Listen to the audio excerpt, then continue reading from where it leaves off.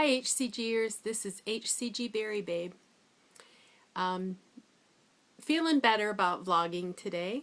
Not sorry that I shared the feelings that I was having yesterday. Thank you to all of you that responded with your comments and kind words and encouragement and reassurances. I've given a lot of thought to weighing and not weighing and listening to the hunger, and I've come up with what I think will be a good compromise for myself. Right now in P3 I'm not ready to give up the scale. I just am not ready, so I'm not going to. But I do have one more round. I'm going to call it the kamikaze round. I'm going to do it fast and dirty. It'll be hopefully the last round I'll ever do. And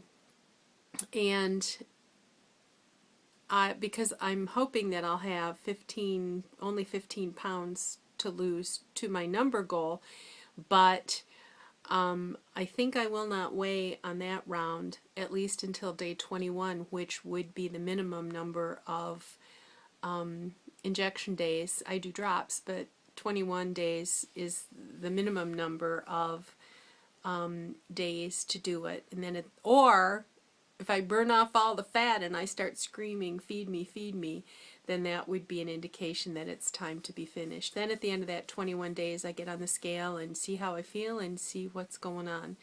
So I still have a few weeks to make that decision, but because it won't really matter what the numbers are during that last round, because I want to stop when I'm finished, if that makes sense, when my body is finished, then that would be a good time for me to trust and not weigh.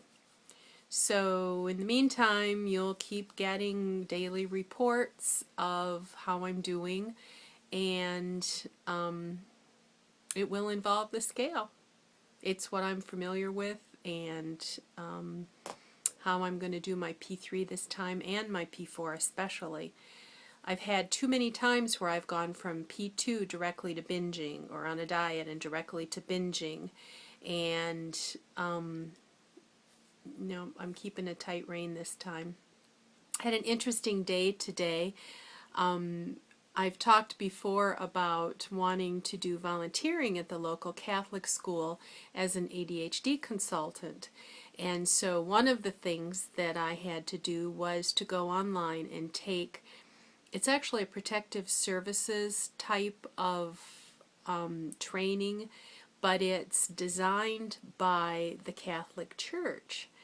I'm not Catholic. My sister is dating a young man who is Catholic, so we've had reason to have some discussions lately about the differences between Catholic versus non-Catholic. But I spent 3 years as a foster care worker working with the court system and with families that had had children removed through the protective services, and coordinating with protective services. And my husband, when he was very young, did protective services for several years. So it's something that I'm very familiar with. Also with my counseling background, and I've also had some training on working with children that have been traumatized. I know a lot about it, so I was really kind of interested to see how they handled it. And it really, I think I'm impressed. They really made no bones about it, and did mention the priests and the clergy on more than one instance that if you suspect there's been some sort of an incident, if a child is reporting, if you suspect something, you're to call the authorities immediately and not take it to the supervisor. You call the authorities and then you notify the church. So I just found that very, very interesting in light of all of the scandal and things with priests being inappropriate. There are people in all walks of life, all vocations, that are inappropriate, but I think that the Catholic Church was hit especially hard because of the position that the priests hold in terms of confidence in the community.